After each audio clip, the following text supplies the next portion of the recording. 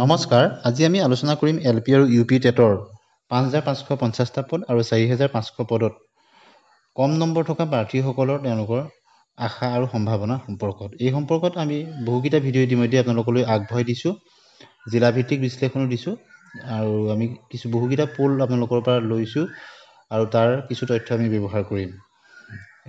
৫৫০০ৰ ক্ষেত্ৰত চিটুৱেশ্যনটো কিছু বেলেগ, ৫৫৫০টা ক্ষেত্ৰত আৰু ৪৫০০ৰ ক্ষেত্ৰতো পৰিৱেশ পৰিস্থিতিটো এতিয়া অলপ বেলেগ।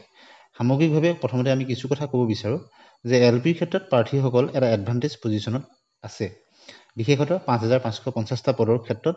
সেই সময়ত CTET-ত বেছি নম্বৰ থকা বা NISৰ প্ৰাৰ্থীসকল অন্তৰ্ভুক্তি হোৱাৰ পিছত তেওঁলোকৰো বহুত বেছি নম্বৰ থকা বা জেনেৰেল টেট পাছ কৰা প্ৰাৰ্থীসকলৰ তেওঁলোকৰ সিমান হাই স্কৰিং প্ৰাৰ্থী কম আছে। কিন্তু ৫৫৫০টা পদৰ পিছত যি ৪৫০০ পদৰ অনলাইন আবেদন হ'ল, সেই ক্ষেত্ৰত কিন্তু সম্পূৰ্ণ এখন বিপৰীত ছবি আমি দেখিবলৈ পাওঁ। প্ৰায়খিনি কম নম্বৰ থকা প্ৰাৰ্থীয়ে তেওঁলোকে CTET-ৰ যোগেদি নিজৰ নম্বৰ বৃদ্ধি কৰিলে, যিহেতু CTET-ক মান্যতা প্ৰদান কৰা হৈছে। ইয়াৰ উপৰিও নতুনকৈ CTET কোৱালিফাইড DLED পাছ বা BEd পাছ প্ৰাৰ্থীসকল আহিল। প্ৰতি বছৰে বহু বা হাজাৰৰ ঘৰত প্ৰাৰ্থীয়ে তেওঁলোকে BEd বা DLED পাছ কৰি ওলায়।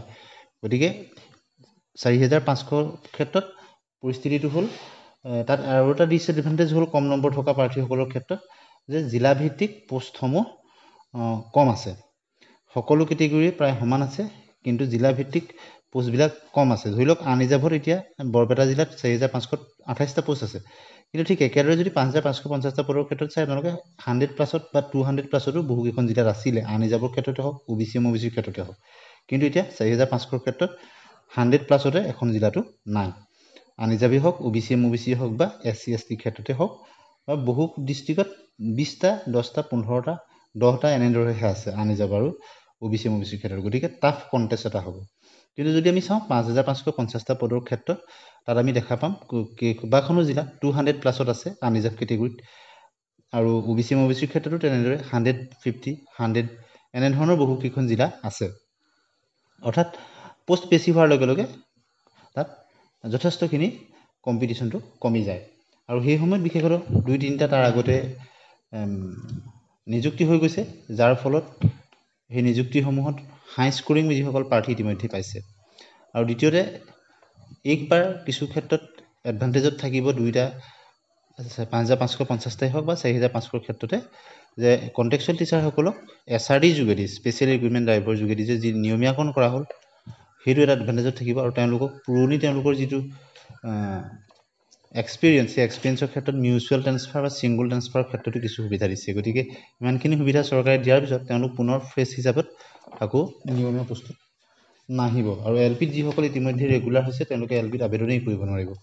ঠিক একেদৰে MEত যিসকল ৰেগুলাৰ হৈছে, তেওঁলোকে আকৌ আবেদন কৰিব নোৱাৰিব। তেনেকুৱা বিশেষ এডভাৰটাইজত উল্লেখ কৰা হৈ গৈছে। গতিকে পূৰ্বৰ তুলনাত কিছু তাত যিটো একেখিনি মানুহে আবেদন কৰি থকাৰ যিটো প্ৰৱণতা বা শিক্ষকতা কৰি থকা প্ৰাৰ্থী পুনৰ আবেদন কৰি থকাৰ প্ৰৱণতাটো বহু পৰিমাণে কমি যাব। আৰু NISৰ ক্ষেত্ৰতো এতিয়া অন্তৰ্ভুক্তি হোৱাৰ পিছত ৫৫৫০টা পদৰ ক্ষেত্ৰত বহুত বেছি কাট অফ বাঢ়ি যাব বুলি বহুতে ক'ব বিচাৰে, কিন্তু দেখা যায় যে NISৰ ক্ষেত্ৰত প্ৰাৰ্থীখিনি যথেষ্ট, তেওঁলোক আপোনালোকে জানে যে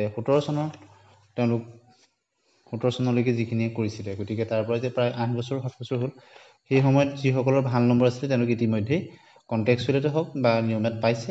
যিসকল প্ৰাৰ্থী তেওঁলোকৰ একাডেমিক্সত নম্বৰ কম আছিল, টেটত ভাল নম্বৰ থকা স্বত্বেও, বা টেটত তেওঁলোকৰ নম্বৰ কম আছিল, একাডেমিক্সত বেছি আছিল, তেনে প্ৰাৰ্থীখিনি তেওঁলোক থাকি গৈছিল। গতিকে তেওঁলোকো আবেদন কৰিছে। NISৰ পৰা DLED কৰা বহুখিনি আছে বাৰু, তথাপিতো তেওঁলোক কিন্তু ইমান হাই স্কৰিং নহয়। অৰ্থাৎ ভাল নম্বৰ পোৱা প্ৰাৰ্থী আছে, তথাপিতো বৰ্তমানৰ তুলনাত CTETৰ যেনেদৰে 120, 125 বা 115, 110, 100 তেনেকুৱা ধৰণৰ প্ৰাৰ্থীৰ সংখ্যা NISৰ ক্ষেত্ৰত নিযুক্তি নোপোৱাকৈ থাকি যোৱা খুব কম প্ৰাৰ্থীহে আছে, কিন্তু কম প্ৰাৰ্থীহে আছে। গতিকে তেওঁলোকৰ পৰা ধৰি লওক ±1-2 ইমানটো হয়তো প্ৰত্যেকখন জিলাত হ'ব পাৰে, কোনোবাখনত হয়তো 1.5 ইমানটোলৈকে প্ৰভাৱ হ'বগৈ পাৰে তেওঁলোকৰ অন্তৰ্ভুক্তিৰ পিছত। গতিকে বহুত বেছি প্ৰভাৱ পেলাব বুলিও আমি ক'ব নোৱাৰোঁ NISৰখিনিয়ে। তথাপিতো সকলো এটা অন্তৰ্ভুক্তি হোৱাৰ ফলত এতিয়া আৰু নিযুক্তিৰ ক্ষেত্ৰত কোনো বাধা নাথাকিব। যিহেতু বহু দীঘলীয়া আইনী যুঁজ হৈছে আৰু এতিয়া দ্বিতীয় পৰ্যায়ৰ ভেৰিফিকেশ্যনৰ কাৰণেও নটিফিকেশ্যন প্ৰকাশ পাইছে। এতিয়া আশা কৰা গৈছে যে যি ADR ক্ষেত্ৰত যি বা অন্যান্য ধৰণৰ GTPGT নিযুক্তি হ'ব, একেলগতে সেই 5,550টা পদৰ নিযুক্তি হ'ব। 4,500 পদৰ ক্ষেত্ৰত কেতিয়ালৈ নিযুক্তি দিব নিৰ্দিষ্ট সময়সীমা কিন্তু এতিয়ালৈকে কোৱা নাই, বা তাৰ সেইখিনি কেৱল আবেদনটোহে হৈ আছে, ভেৰিফিকেশ্যনখিনি হোৱা নাই। গতিকে শিক্ষা বিভাগীয় মন্ত্ৰী বা মুখ্যমন্ত্ৰী মহোদয়ে নোকোৱালৈকে আমি ক'ব নোৱাৰোঁ। এতিয়া কথা হ'ল, যিসকল প্ৰাৰ্থী কম নম্বৰ, বিশেষতঃ টেটত যিসকলৰ কম নম্বৰ আছে, আৰু নতুন পদ্ধতি মতে যিহেতু একাডেমিক্সত ধৰি লওক আপোনাৰ প্ৰফেশ্যনেলি হওক বা একাডেমিক কোৱালিফিকেশ্যনত মাত্ৰ 5% থাকে, সি আৰু বাকী 85% বা 80% সেইখিনিয়ে কিন্তু 80%টো টেটৰ মাৰ্কে বহুত প্ৰভাৱ বিস্তাৰ কৰে, যাৰ ফলত টেটত যিসকল কম নম্বৰ থকা প্ৰাৰ্থী তেওঁলোক যথেষ্ট প্ৰেছাৰত থাকে যে তেওঁলোক কি হ'ব। কিন্তু আমি যদি চাওঁ, টেটত কম নম্বৰ থকা সেইসকল প্ৰাৰ্থীও এডভান্টেজত আছে, 4,500 ক্ষেত্ৰতে হওক বা 5,550টা পদৰ ক্ষেত্ৰতে হওক। যিসকলৰ ECA কোৱালিফিকেশ্যন আছে, এক্সট্ৰা কাৰিকুলাৰ এক্টিভিটিত, তেওঁলোকে 5 নম্বৰ বা 3 নম্বৰ NCC হওক বা কালচাৰেলে হওক যিসকলৰ আছে, তেওঁলোকে সেইটো এটা বোনাছ পইণ্ট হিচাপে পাব। গতিকে 5,500 পদৰ ক্ষেত্ৰতো সেইটো হ'ব। আৰু এইবাৰ দেখিছে বহুখিনি প্ৰাৰ্থীয়ে কিন্তু ভেৰিফিকেশ্যন কৰি গৈছে 5,550টা পদৰ ক্ষেত্ৰত। আৰু গতিকে কম নম্বৰ টেটত থাকিলেও তেওঁলোকক কিন্তু সেই নম্বৰটো এটা বোনাছ পইণ্ট হিচাপে আহিব, আৰু তেওঁলোক মেধা তালিকাত আহি যোৱাৰ প্ৰবল সম্ভাৱনা আহি যায়। ইয়াৰ উপৰিও কিছুমান কেটেগৰীৰ ক্ষেত্ৰত টেটত কম নম্বৰ থাকিলেও তেওঁলোক এডভান্টেজত থাকে, 5,550টা পদৰ ক্ষেত্ৰতে হওক বা 4,500 পদৰ ক্ষেত্ৰতে হওক। যেনে ধৰি লওক ST হিলছৰ ক্ষেত্ৰত যদি আপোনালোকে চায়, বহু অকল এডুকেশ্যন ডিপাৰ্টমেণ্টতে নহয়, অন্যান্য ধৰণৰ ডিপাৰ্টমেণ্টবিলাকতো কিন্তু ST হিলছৰ প্ৰাৰ্থীৰ সংখ্যা একেবাৰে কম। গতিকে ST হিলছৰ কম নম্বৰ থকা প্ৰাৰ্থীও তেওঁলোকৰ সম্ভাৱনা প্ৰবল। এইবাৰ আৰু এটা এডভান্টেজ পজিশ্যনত থাকিব T ট্ৰাইবছৰ ক্ষেত্ৰত। T ট্ৰাইবছৰ কাৰণে যিহেতু সুকীয়াকৈ ৰিজাৰ্ভেশ্যন আছে, গতিকে T ট্ৰাইবছৰ ক্ষেত্ৰত তেওঁলোক এডভান্টেজ পজিশ্যনত আছে বুলি আমি ক'ব পাৰিম। আগতে OBC MOBC তেওঁলোক আছিল, আৰু T টাইপছখিনি সুকীয়া কৰি দিয়াৰ ক্ষেত্ৰত এতিয়া OBC MOBCটো কিছু সংখ্যক কমি গ'ল। গতিকে দুইটা কেটেগৰী কিছু এডভান্টেজলৈ আহিলে। T টাইপছখিনি সুকীয়া কৰি ৰিজাৰ্ভেশ্যন দিয়াৰ ফলত তেওঁলোকৰ চাকৰি পোৱাৰ সম্ভাৱনা বহুত বাঢ়ি গ'ল। T টাইপছৰ যিহেতু আপোনালোকে জানে যে T টাইপছৰ প্ৰাৰ্থী টেট কোৱালিফাইড অন্য কেটেগৰীৰ তুলনাত আনুপাতিকভাৱে কম আছে, বা তেওঁলোক টেট কোৱালিফাইড হ'লেও হাই স্কৰিং প্ৰাৰ্থীৰ সংখ্যা কম। গতিকে T টাইপছৰখিনিও তেওঁলোকে কম নম্বৰ থকা, টেটত কম নম্বৰ থকা বা নতুন পদ্ধতিৰ মতে কম নম্বৰ থকা সকলৰ প্ৰবল সম্ভাৱনা আছে এটা চৰকাৰী চাকৰি পোৱাত, LP ক্ষেত্ৰতে হওক বা আপাৰ প্ৰাইমেৰী ক্ষেত্ৰতে হওক। ইয়াৰ পিছতে আমি আলোচনা কৰিম OBC MOBCৰ ক্ষেত্ৰত। OBC MOBCৰ ক্ষেত্ৰত T টাইপছখিনি ইয়াৰ পৰা যিহেতু আগতে একেলগেই থাকে, গতিকে OBC MOBCৰ ক্ষেত্ৰতো পইণ্টত হ'লেও কিছু কিন্তু প্ৰভাৱ পেলাব T টাইপছখিনি সুকীয়াকৈ ৰিজাৰ্ভেশ্যন দিয়াৰ ফলত। গতিকে OBC MOBCৰ ক্ষেত্ৰত কিছু পইণ্টত হ'লেও, যিটো পৰিস্ফুট নহ'লেও কিছু হ'লেও এডভান্টেজত কিন্তু আহিব। সেই কথাটো বহুতেই মাৰ্ক নকৰে। T টাইপছক সুকীয়াকৈ ৰিজাৰ্ভেশ্যনটো দি দিয়াৰ ফলত OBC MOBCৰ কিছু এডভান্টেজত আহিব। 5,550টা পদৰ ক্ষেত্ৰতো আহিব, আৰু আপোনালোকৰ 4,500 পদৰ ক্ষেত্ৰতো আহিব।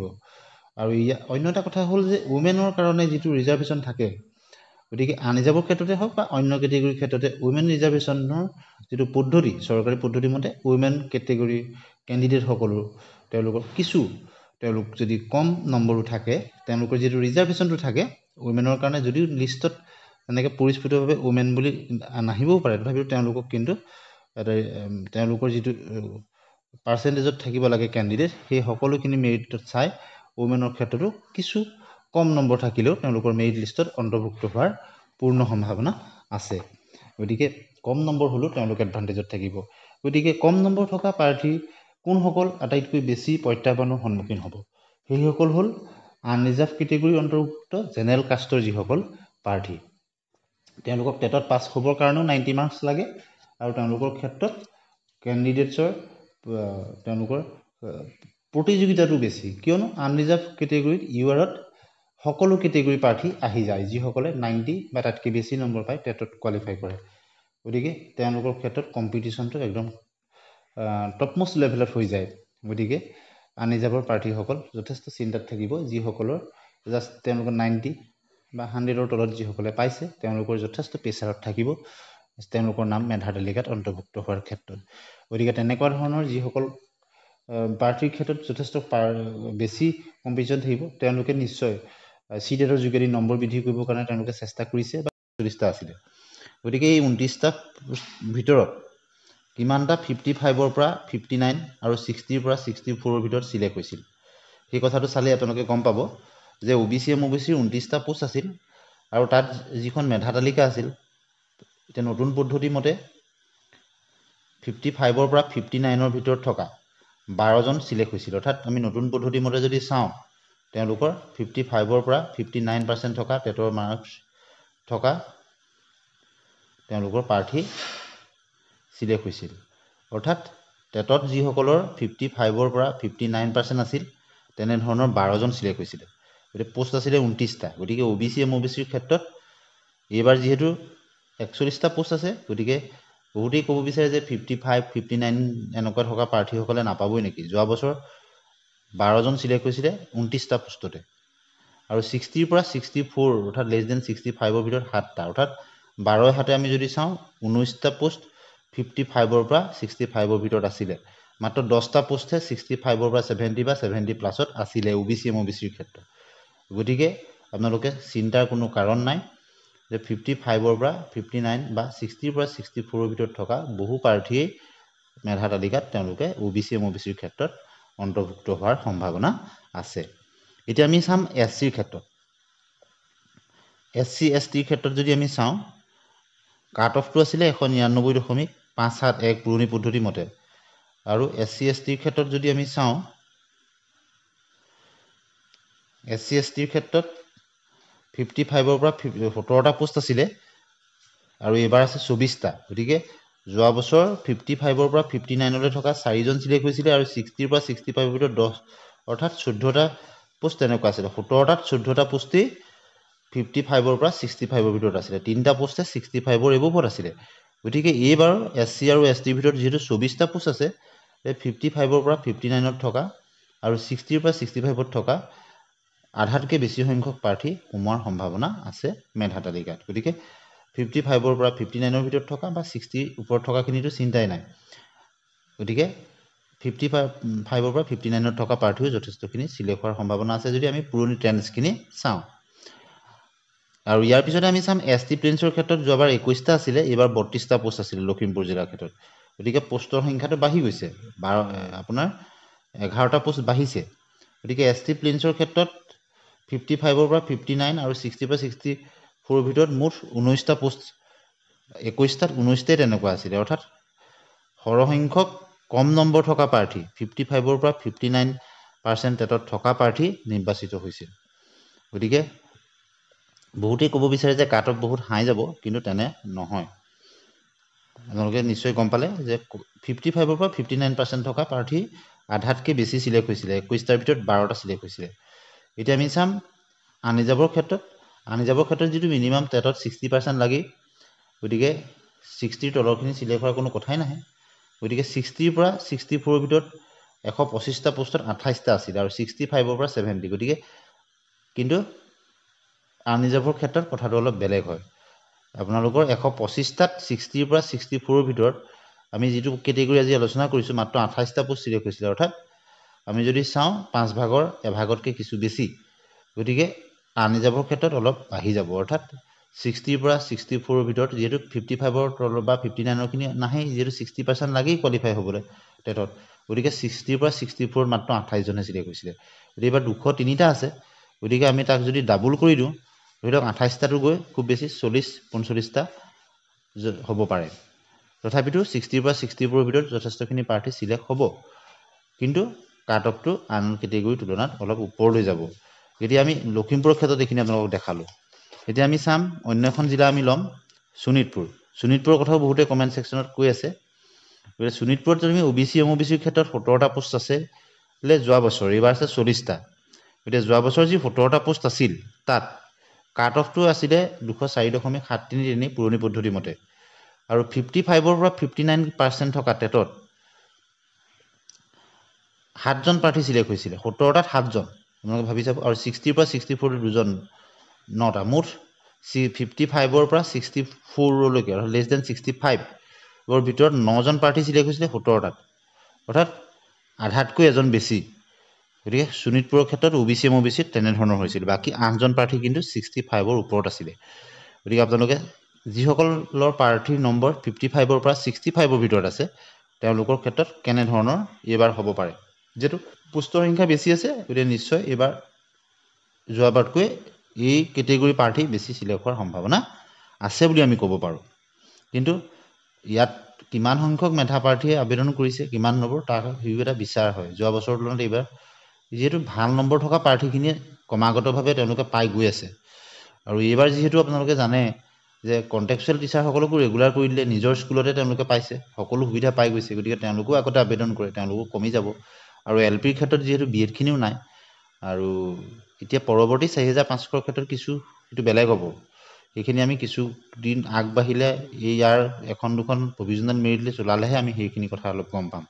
যিহেতু ট্ৰেণ্ডছটো নতুন পদ্ধতিৰ মতে 5500টোৱেই হ'ব, গতিকে এতিয়া আমি 4500টো বিশ্লেষণ কৰা নাই।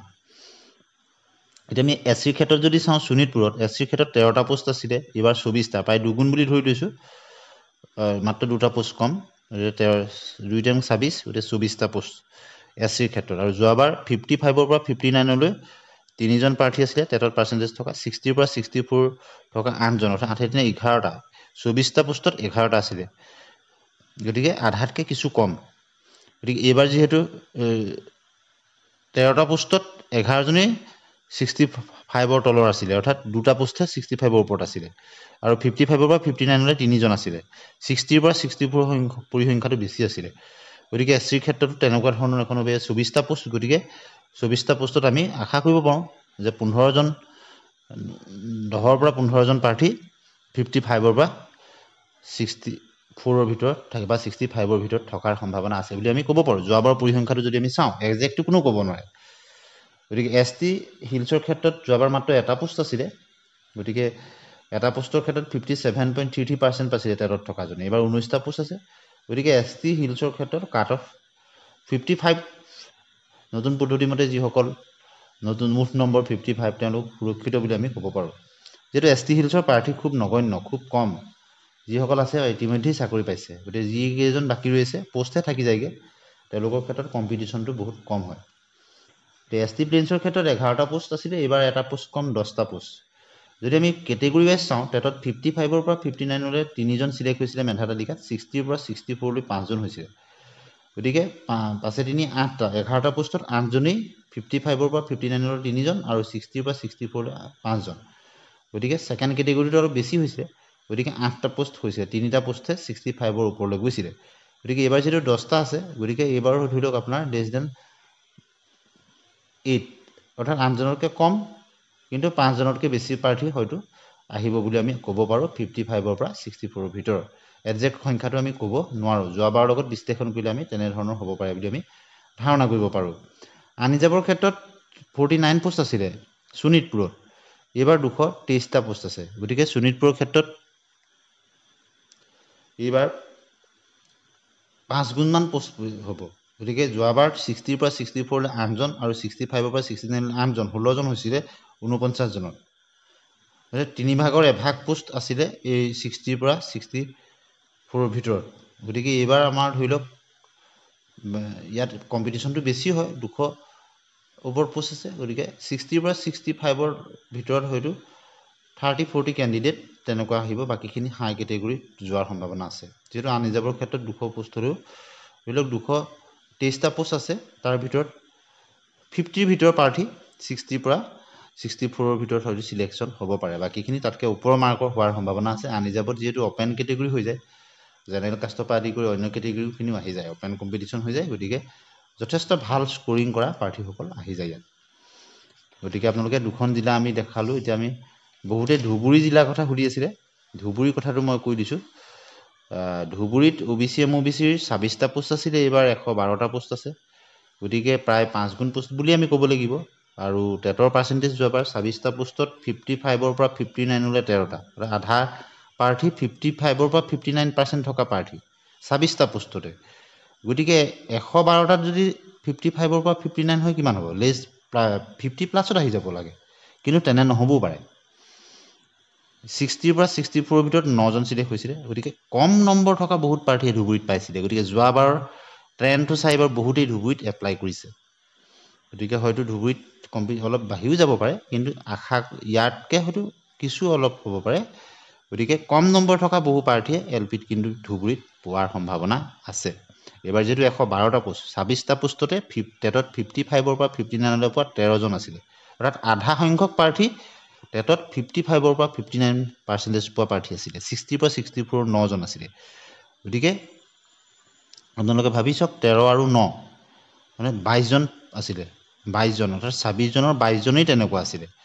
অৰ্থাৎ লেছ দেন 65 ৰ প্ৰাৰ্থী আছিলে গতিকে এইবাৰ যদি তেনেকুৱা ধৰণৰ হ'বলৈ হ'লে বহু সংখ্যক প্ৰাৰ্থী হ'ব অৰ্থাৎ 60-70 প্লাছত প্ৰাৰ্থী তেনেধৰণৰ থাকিব যিখিনি 55 পৰা 64 ভিতৰত হ'ব লাগে যোৱাবাৰ কিন্তু একচুৱেল সংখ্যাটো বা ফিগাৰটো আমি ক'ব নোৱাৰোঁ কোনেও হেতু ক'ব নোৱাৰে আমি প্ৰভিজনাল মেৰিট লিষ্টখিনি ওলালেহে আপোনালোকে কিছু আইডিয়াটো পাব গতিকে আমি পূৰ্বৰ পৰিসংখ্যাটোৰ লগতহে কৈছোঁ এছচিৰ ক্ষেত্ৰত যদি চাওঁ 16টা পোষ্ট আছিলে এইবাৰ 28টা পোষ্টৰ সংখ্যা যিহেতু 12টা বাঢ়ি গৈছে আৰু এছচিৰ ক্ষেত্ৰত ধুবুৰীত 55 পৰা 59 লৈ 9জন আছিলে 60 পৰা 64 লৈ 3জন গতিকে 16টাত 9জন 55 পৰা 59 গতিকে অৰ্থাৎ আধাতকৈ বেছি 55 পৰা এছচিৰ ক্ষেত্ৰতো 59ৰ ভিতৰত আৰু 60 পৰা 64 লৈ 3জন গতিকে 12টা পোষ্ট 16টাৰ ভিতৰত এই কেটেগৰীত সোমাই গৈছে 55 পৰা 65ৰ ভিতৰত গতিকে এছচিৰ ক্ষেত্ৰতো কাট অফ কমাৰ সম্ভাৱনা আছে